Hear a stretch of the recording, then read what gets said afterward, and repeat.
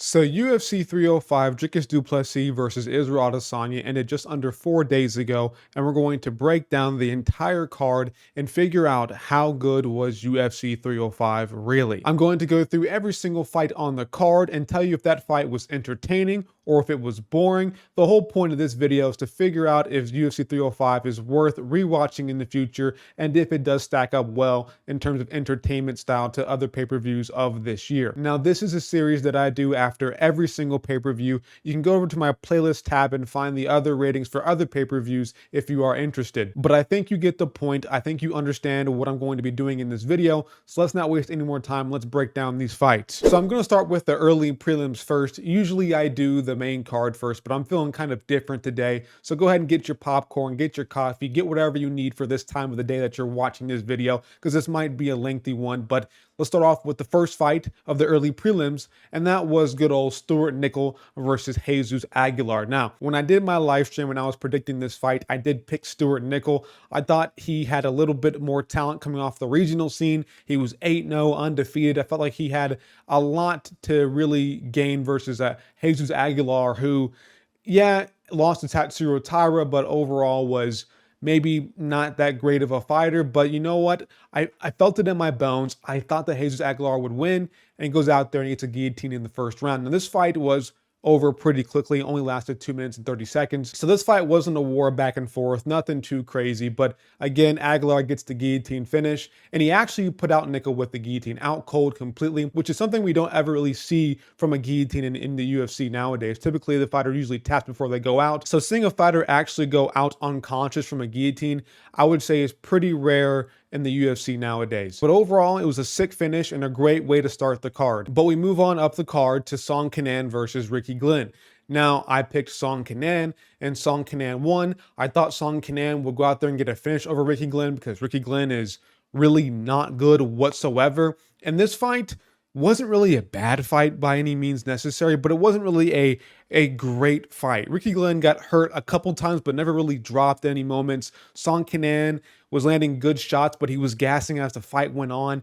Overall, this fight wasn't anything too crazy, and I did expect more from Song Kenan, but he just didn't perform at the level that I thought he would. And Ricky Glenn is 35 years old. He's washed. He looks slow. His striking defense is terrible. His striking offense is terrible. He has good grappling. There was grappling exchanges in this matchup, but it really wasn't anything that would make you really gawk at or really want to watch this fight again. Overall, not a terrible fight, but it's just I would say overall mid fight. So Song Kenan wins, good for him.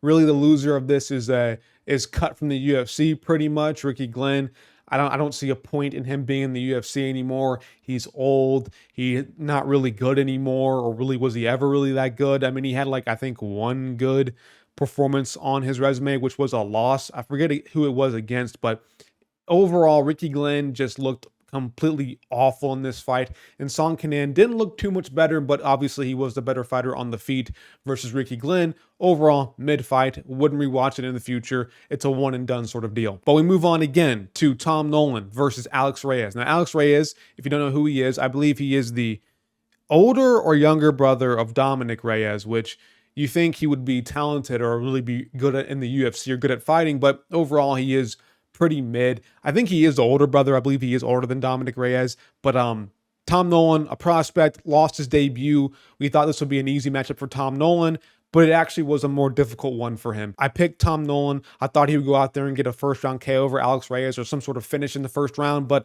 overall, he kind of struggled with him. And to Alex Reyes' credit, he went out there and gave Tom Nolan a tough fight. His chin held up pretty well. But overall, it mainly just was Tom Nolan pressuring, trying to land good combinations, some clinch exchanges.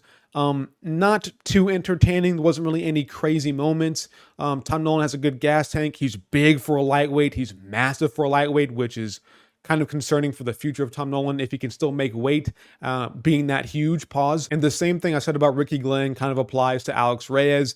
There really isn't any more room for him to be in the UFC. I guess you can replace him with one of these these Dana White Contender Series guys. He just doesn't really deserve to be in the UFC anymore. I don't believe I think at one point he didn't fight for like 3 years. So it's pretty apparent that the UFC is trying to use Alex Reyes as a guy to build up other fighters in the UFC, which there's no problem with that. But at some point, when you're losing to Tom Nolan, who isn't like a big name prospect or a huge prospect in the UFC because he did lose his debut, it's kind of like you're not even using Alex Reyes to build up an actual, like a real prospect in the UFC. You're just using him to build up Tom Nolan, and Tom Nolan is good in his own right, but will he ever be a ranked contender? Probably, but will he ever go on to be like a huge name in the UFC? I don't know. So Alex Reyes is really expendable at this moment. So I guess get rid of him. I mean, if you want to keep him around to fight another prospect, that's fine. But overall, this fight wasn't anything too crazy. I wouldn't say it was boring, though, because Tom Nolan was making the fight somewhat interesting, and Alex Reyes being able to fight back actually made this fight a little bit more interesting. But again, not a fight worth rewatching in the future. Not a fight that's going to stick out and be like, damn, that fight was a banger. Overall, this fight just was a decent performance from Tom Nolan, and kind of an iffy one if I'm being honest with you, because he should have smoked Alex Reyes, but he didn't. So it is what it is. I gave it like a 5 out of 10, bro. Very, very middle of the pack fight. But moving on to the actual prelims, the prelims, not just the early prelims, but the fight that started this one out was Jack Jenkins versus Herbert Burns. I picked Jack Jenkins, and Jack Jenkins got it done fairly easily. Herbert Burns, he, again, like some of these fighters in the card just shouldn't be in the UFC anymore. When I watch Herbert Burns, when I watch him, he fought somebody else before he fought Jack Jenkins, obviously, but when he's just a quitter. I hate to say it, man, but he quits, and it's like, are you sure you're Gilbert Burns' brother? Because why are you quitting, you know? I mean, Herbert Burns has quit in several fights now, and if I'm Dana White, bro, I'm cutting this guy. If I'm anybody who is in a higher power in the UFC, watching Herbert Burns pretty much quit twice, I'm cutting him. He like should not be in the UFC if he's quitting this consistently. Now, Jack Jenkins made him quit, so credit to him. Jack Jenkins is pretty good. Again, this is the same story with Jack Jenkins fights. He just blasts the low kicks. He tears apart your legs. He has pretty decent boxing on the feet as well. And he pretty much just took it to Herbert Burns for 3 rounds before eventually he quit on the ground, Herbert Burns did. So again, pretty entertaining fight for while it lasted. Jack Jenkins overall looked good. He made the fight interesting. It really was just all Jack Jenkins beating up Herbert Burns for the most part, and Herbert Burns eventually quitting. Herbert Burns did have moments where he did take down Jack Jenkins and have some full guard control, but it didn't really do much with it. Didn't really last that long either. So mainly it was just Jack Jenkins on the feet, outboxing and low kicking Herbert Burns for 3 rounds before finishing him, or before he quit. Because let's be real here, Jack Jenkins did not finish Herbert Burns. Herbert Burns finished himself. He literally quit. Now Jack Jenkins made him quit, so that's credit to him, but he didn't really technically finish Herbert Burns because Herbert Burns just quit. But you know what my whole point is. Jack Jenkins is good. Good fight for the most part. Mainly just was Jack Jenkins beating up on Herbert Burns. I give this fight a decent grade. It is worth rewatching if you want to watch a Jack Jenkins performance. Maybe I'll come back to this fight once Jack Jenkins is kind of established himself as a real contender at featherweight. But moving on up the card to Casey O'Neill versus Luana Santos. Now this fight, I didn't really watch too intensely. I was doing other things, had it on in the background. I was sitting on my YouTube live stream and stuff, so I wasn't really too invested into this fight. I can't give you a really good, accurate, concrete score for this one or good breakdown for it because I didn't really watch it that much, and I don't care enough to go back and rewatch this fucking fight. I'm sorry. But from what I saw and from what I had on the background, I mainly saw Casey O'Neill just finding ways to outstrike Luana Santos, and that pretty much was the fight. I did see Santos have her back at one moment, but it was only for a little bit of time. Clinch work, I guess, but again, it's a women's fight. It's not going to be the most entertaining at all. I'm not going to give you a real grade on this because, again, it wasn't really anything that was too crazy or outstanding. No knockdowns, nothing of really any significance besides Casey O'Neill wins, and I got my pick right. So we'll move on. Joshua Culibao versus Ricardo Ramos. Now, this fight, I think, was fairly entertaining. Now, the issue with this fight is the fact that I think that Culibao kind of threw it all away. It was pretty much 1-1 going into the 3rd round. I believe Ramos in the 1st round had the back of Culibao for the majority of the fight, or for the majority of that round, sorry. The only real reason you give Ramos that round is because the fact that he had the rear naked choke attempt and it was pretty deep in there. Several times Culibao had to escape fighting the hands, and it was a very close choke attempt. But you give Ramos that round based on the near finish that he had with the choke. Second round comes out. Culibao is obviously the better striker. Ramos is slowing down. Culibao does this all the time in all of his fights. Whenever fighters can't finish him in the first round, typically he does well as the fight goes on. So Culibao doing good, and he wins the second round pretty convincingly. Third round comes out, and Culibao is kind of mocking Ramos. He's doing some dumb shit.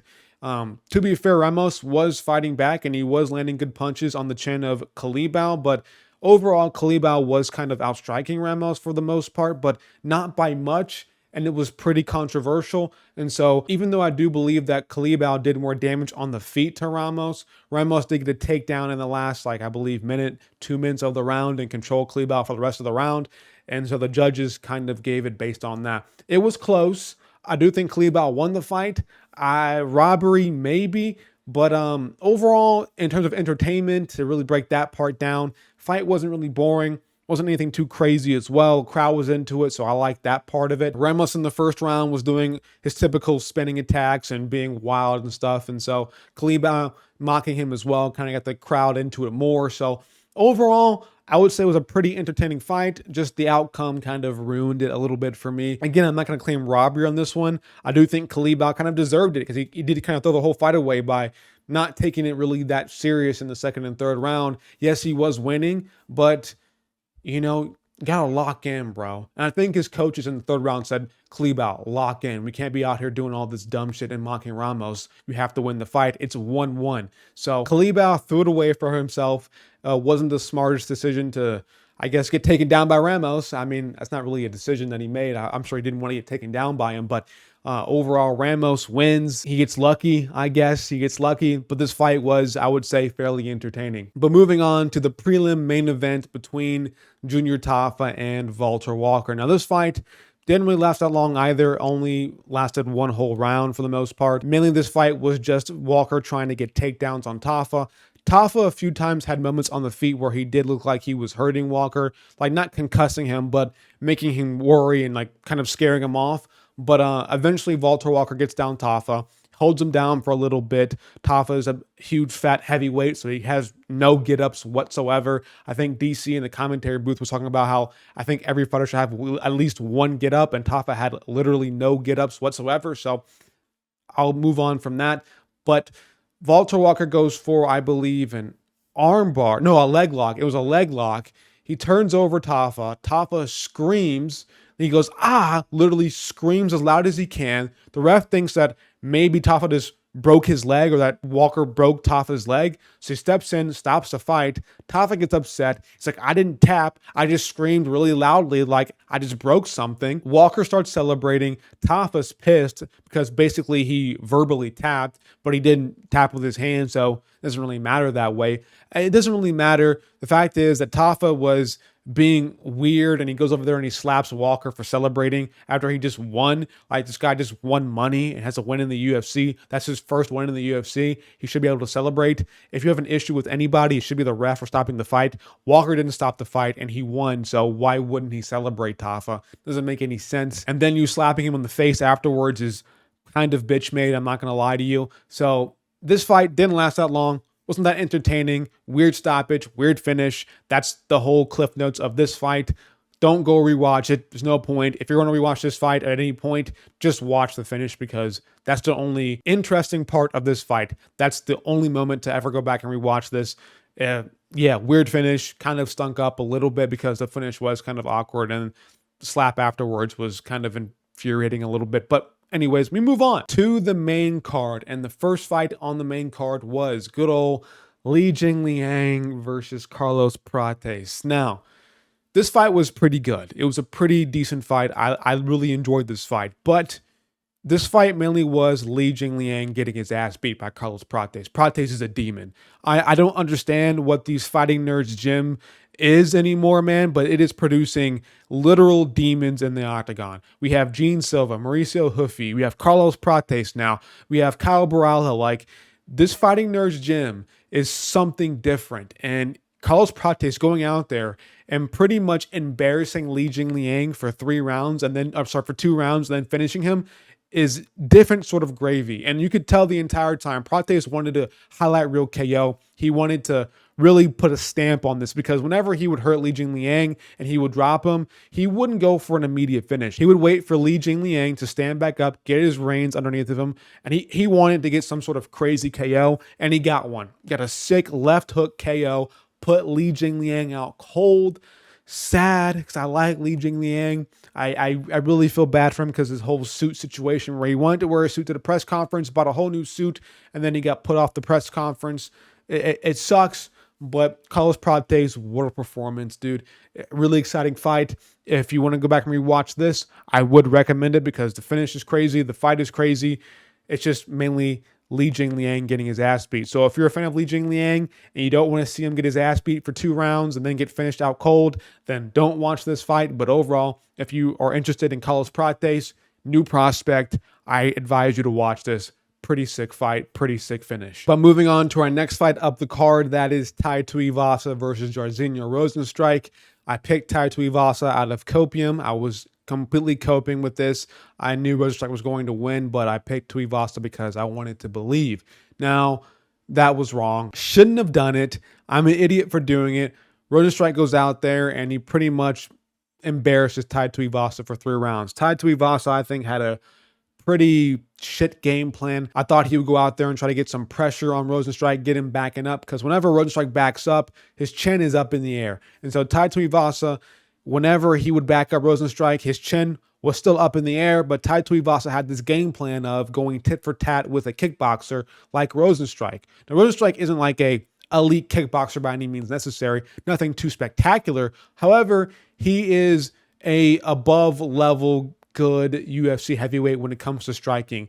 You're going to have to be a Volkov or a Cyril Gane or somebody who is legit a freak of nature to really beat Rozenstruik, unless you're a grappler, of course, which Tuivasa isn't. So pretty much it's like you're a freak of nature like Ngannou, Cyril Gane, Jailton Almeida, or you're a grappler like Curtis Blades and Jailton Almeida, of course, to really beat Rozenstruik. And Tuivasa is neither of those. So you have to improvise with this. And Tuivasa wanted to go tit for tat, play the low kick game, play the jab game with Rozenstruik, which is feeding into exactly what Rozenstruik likes to do. So Tuivasa gets embarrassed for 3 rounds. Rozenstruik wins. This fight wasn't anything really too entertaining. It really just was Rozenstruik going tit for tat, outpointing Tuivasa for 3 rounds. So if you're a Tuivasa fan like me, you will not be rewatching this fight because there's no point of making yourself want to gouge your eyes out for 3 rounds.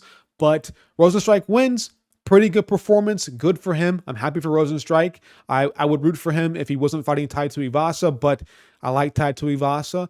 This fight overall wasn't really that entertaining, wasn't that boring as well. I would say it's not a mid fight. I would say it's just a little bit below mid of a fight. So again, not much to say here. Just mainly was Rozenstruik going out there just pretty much piecing up Tuivasa for 3 rounds. There was really only one moment where there was some sort of excitement, and that was when Tuivasa went for a low kick and he hurt his own leg. So I think his foot hit the knee of Rozenstruik, so he limped for like 2 seconds. Rozenstruik kind of pounced on him for a second. So that's the only level of like real excitement for this fight, and that's really it. So pretty mid fight. But moving on up to the feature fight, we have Mateusz Gamrot versus Dan Hooker. Now this fight was a banger. This was a great fight. I enjoyed this fight.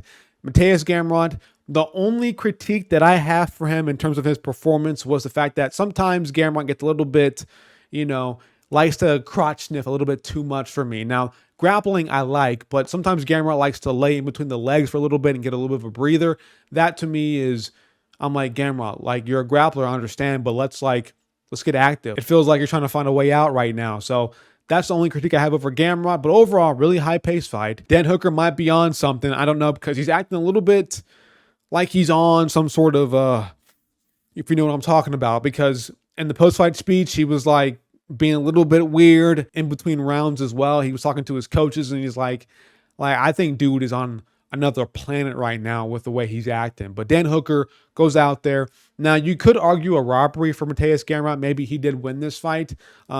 Mainly it does kind of revolve around that first rounds. I think that Gamrot clearly won the second round, but the third round goes to Dan Hooker. So the first round is the big point of contention in this fight. Gamrot did drop Dan Hooker with a nice right hand. You couldn't really see it that well in real time because it was so fast from Mateusz Gamrot. His hands are improving for sure. But it was a nice pull counter from Gamrot, lands on the chin of Dan Hooker, drops him down to one knee. And then after that, Dan Hooker then finds a way to hurt Mateusz Gamrot back in that round and drop him. So it's kind of like, who do you think did more damage in that first round? Was it Gamrot? Was it Hooker? Because after Gamrot did drop Hooker, he did go for some more ground and pound and landed a lot of ground and pound to be exact. He was pretty much wailing on Dan Hooker on the ground for a solid maybe minute or so. So when I was watching it, I thought Dan Hooker slipped, but in the replay, it clearly showed that Gamrot dropped Dan Hooker. But this fight in the second and third round was a banger. Dan Hooker was going in. He was walking down Mateusz Gamrot. Gamrot was doing pretty well on the back foot. It was pretty much back and forth. This fight could really go either way, in my opinion. Live, I did give it to Gamrot, but I don't mind Dan Hooker winning. I kind of prefer Dan Hooker to be in the top 5 again because he's a striker. He has some beef with Poirier. Not beef with Poirier, but they can rematch with Poirier. I just feel like Dan Hooker being in the top 5 again presents more banger fights in the future, whereas with Gamrot, he can make it boring sometimes. He can make it very simple and just out-grapple people for 3 rounds. Dan Hooker had good get-ups as well. This fight overall was just really good. It was a really good fight. Dan Hooker had moments. Gamrot had moments. It was back and forth. A lot of striking, a lot of grappling. This fight pretty much had everything you want in a fight. Grappling, striking, knockdowns, a war back and forth. Dan Hooker's cut open. Gamrot, I think, is not cut open, but maybe he was cut open. I don't remember exactly, but this fight had everything you want in a fight besides like somebody being like doing chicken dances and being super wobbly. This fight was a banger. I give this fight a really good rating, probably like a 9 out of 10. But we move on to the co-main event, Kai Kara-France versus Steve Erceg. And this fight didn't last too long as well. Only lasted 4 minutes and 4 seconds. Only lasted in the first round, which I kind of feel bad for Steve Erceg because, let's be real here, he got robbed against Pantoja. He won that fight versus Pantoja. So he fights Kai Kara-France. And Kai Kara-France, I didn't really count for this in my predictions. Kai Kara-France is pretty rangy, has a pretty long overhand for a flyweight. Dude has some pretty long-ass arms, and that's pretty much the whole story of this fight. Kai Kara-France was using his longer reach to find the range of Steve Erceg, landing pretty consistently. Steve Erceg had his moments, but mainly it was Kai Kara-France outboxing him in the first round. I do believe if this fight went longer, we would see more success from Steve Erceg. I think he was finally kind of getting on track towards finding holes and making reads versus Kai Kara-France, but we couldn't really get to that point at all because Kai Kara-France steps through, lands a nasty overhand left, perfectly on the chin of Steve Erceg and knocks him down pretty badly, almost unconscious, and then follows it up with some ground and pound, and it puts Steve Erceg out TKO. Great performance from Kai Kara-France. He wins. I like Kai Kara-France. I just like Steve Erceg more. This just sucks because sometimes I like 2 fighters at the same time, but then I just prefer one over the other in that moment, and shit happens, and Steve Erceg is getting pretty much booed in his not hometown, but he's Australian and Kai Kara-France isn't, but the crowd is rooting for Kai Kara-France, so I feel bad for Steve Erceg. So you know my whole point there, but great finish from Kai Kara-France. He's back in the title picture, I guess. Maybe he needs one more fight. Maybe they do the Amir Albazi rematch because arguably Kai Kara-France won against Amir Albazi and he was robbed, and I don't know where Amir Albazi is right now. Maybe they might do something with Pantoja versus Kai Sakura. They might do Kai Sakura versus Kai Kara-France next to get that title elimination bout. If I'm being honest, I don't know what the plan is at flyweight right now and who's the next title challenger for Pantoja, but Kai Kara-France gets a nasty first round overhand left KO over Steve Erceg. Feels bad, but great finish. Watch the finish if you really want to. It's a good finish to watch, if I'm being honest with you. Moving on to the main event, we have Dricus du Plessis versus Israel Adesanya. Now, I made a video kind of already breaking down this fight. Adesanya looked good, looked great, in fact, at moments, but it just wasn't really enough to really prevent DDP from getting what he wants eventually, which is the takedown, which is the choke. That's what DDP was doing. DDP looked good as well. he had moments in this fight. People are saying that, it was mainly Adesanya dominating DDP for 3 rounds, or no, it wasn't that at all. DDP was having his own, getting his way sometimes. Typically in this fight, Adesanya would have a good minute and a half, 2 minutes of a round, and then DDP would start making a comeback and landing his own shots. That was pretty much the story of this fight. At one point, I believe DDP was close to a rear naked choke in the second round. If I'm remembering correctly, doesn't end up getting that rear naked choke, and then it's back on the feet. Adesanya was landing good body kicks and good hooks to the body as well, because DDP had a very, very high guard. DDP doing his style, normally he would just run at you and land shots. And that's the thing about Adesanya now, is it seems like Adesanya just couldn't figure out a way to really escape DDP, right? He would just try to fade away, try to circle out, and DDP would just stay on him and just keep blasting hooks into his face. And I think eventually, once that third and fourth round hit, we saw Adesanya kind of start to gas a little bit. And DDP, yes, he was gassing, and it was a bit iffy at moments, especially after he was grappling with Adesanya in that third round. But the thing about Dricus du Plessis is that even though he is tired, he's still always exploding forward and pressuring forward and trying to catch you off guard, or always trying to land shots when you're backing away. Like, he is just relentless. He's like a rabid dog in the octagon. No matter how tired he is, he's going to still keep coming after you and keep fighting at the same pace that he's been fighting the entire time. And if I'm being honest here, I think DDP pretty much found a way to break Adesanya in that fourth round. Now, Adesanya wasn't like gasping for air, dying completely. No, but I think he put enough pressure and had a good enough pace in that fight to where he could take advantage of Adesanya, who might be tired in the later round of the fight, which I do think is what happened in that fourth round. I do think Adesanya was getting a bit tired.